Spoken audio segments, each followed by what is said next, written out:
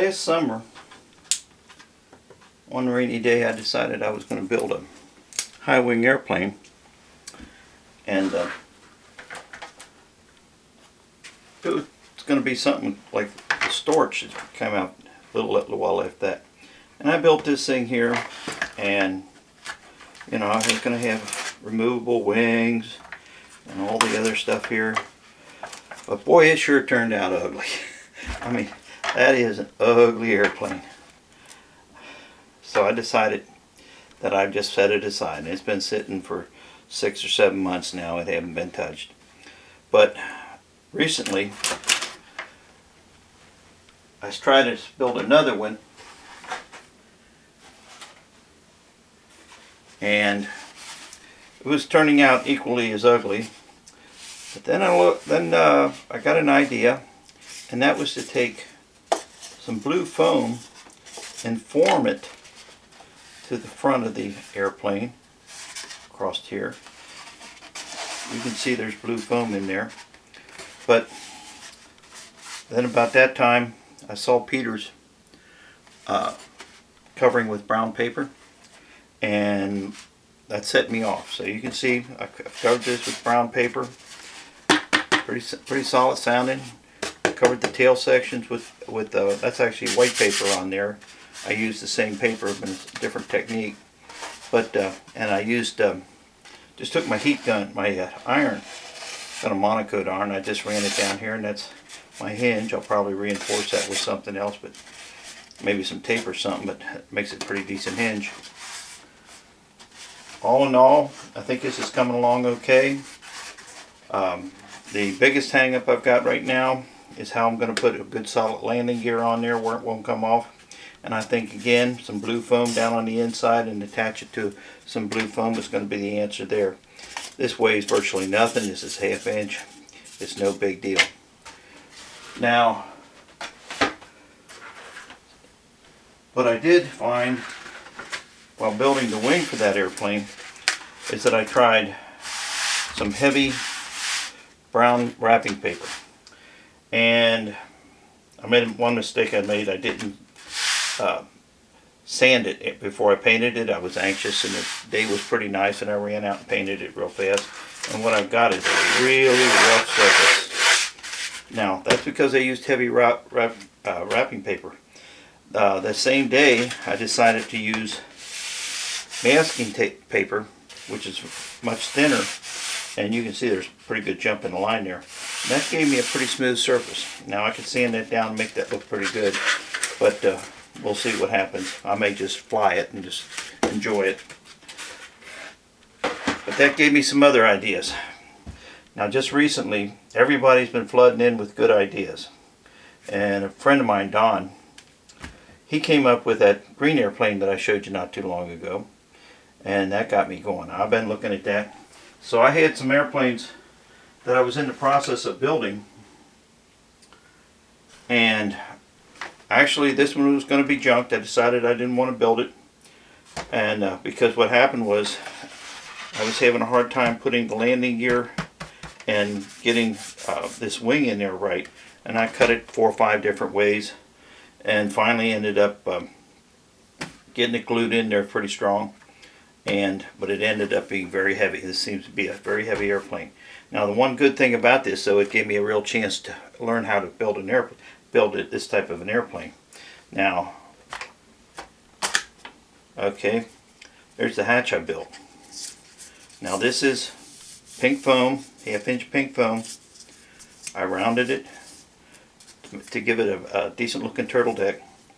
Now, if I had done one step further, you hear that click. If I'd gone one step further now and put now that looks a little better.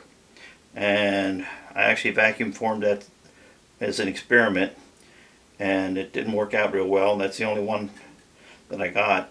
And I was thinking, well, I was going to throw this away, and found it in my junk box, and got to hunt up some decent canopies like that. Alright, now flew this, And if it's really heavy and it doesn't have very big wings, those are only 30-inch wide arm. That's not an arm wing. That's more of a flight test wing, and it's actually got some dihedral built into it. I flew it. It flies okay, but landings, they're hot landings because it's heavy, and you got to come in fast. And it flies. It's going to survive for a while. Probably end up replacing it and using the gear in something else pretty soon.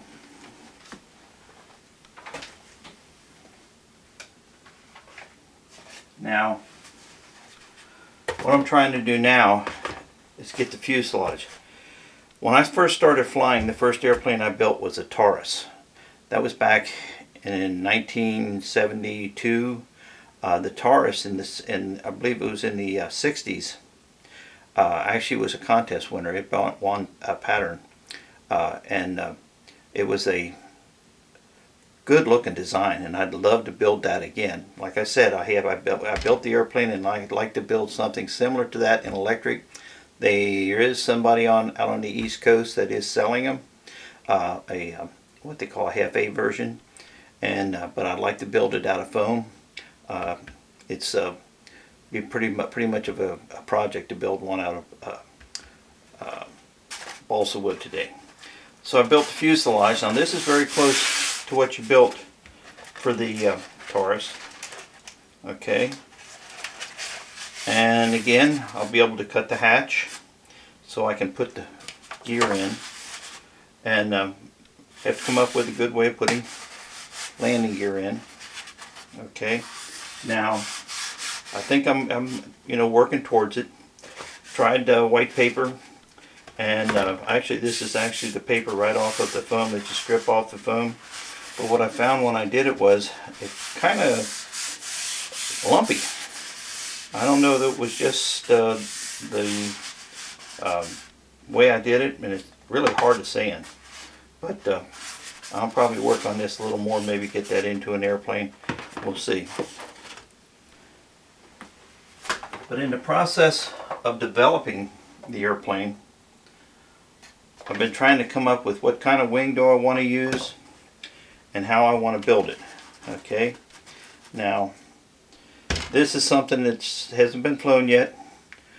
I'm just now figuring out where the balance is, hanging the gear off the tail.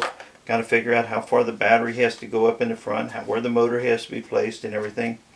What I do like about this airplane though, instead of having a gaping hole here in the bottom, this is all closed in.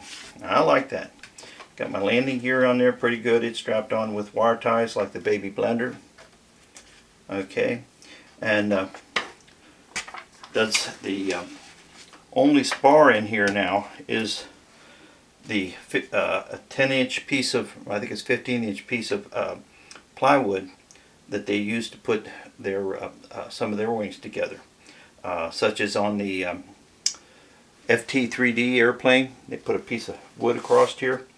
I like that wing. I'm going to try to work with it and get it to where, get rid of some of the stall characteristics that I've seen in it. If I can get that worked down, I'd be happy. Now, one of the things about having a hatch like this, I ran out of room for where I could put the speed controller. And if I put the speed controller underneath the power pod, I wouldn't be able to slide it in through this opening here. And I was sitting there looking at it thinking, where can I put the speed controller? All of a sudden it dawned on me, and I'll get it out of here yet, that because I got a hatch, I can actually put it underneath like that. Put this in later and glue it, and this is not going to be swappable. This will go in and it will stay in. I'm not a fan of swapping anyway. By the time you use it a while, it's going to be wore out anyway. Plus I can move this back and forth and find out where my balance points are, and then I can glue it down after I find out where I want it to be. But I just thought I'd give you a little progress report. Again, these are hinges that I made with my monocoat iron, and I rounded off the edges with the monocoat iron to practice. I put that in. I accidentally put that in upside down, but since this is a work in progress, just learning how I'm going to do everything, it doesn't bother me that much. But no, it's going to be a try to build something like the Rainmaker, only modified. The Rainmaker had a drastically slanted tail, and I don't think that was that flew good. It was a contest winner, but it may not have been what I want to end up with. Probably what I want to end up doing is building something almost like this. There was a friend of mine, John Day, had an airplane he called the Rainmaker that was a version of the Taurus. It had a much more slender wing root than the excuse me. It wasn't as thick here as the Taurus was, and it had a little washout in the wing, so that extremely stable. It was actually, it may have been a contest trainer at one time, but the way he did it, it ended up being a contest winner at one time. He ended up making it into a trainer. It was extreme. It was the first airplane I flew. He handed me the transmitter and got it up and got it all balanced out, and I was able to steer it around the sky without any problem. Took me another year to learn how to land an airplane, but that airplane was extremely stable, and I'd like to duplicate it. Well, that's all for now, and we'll see you. I would appreciate it if you would rate the video. I don't do a lot of fade in, fade outs and stuff like that, and it's kind of incoherent, but I think some people get some value out of it. Thank you.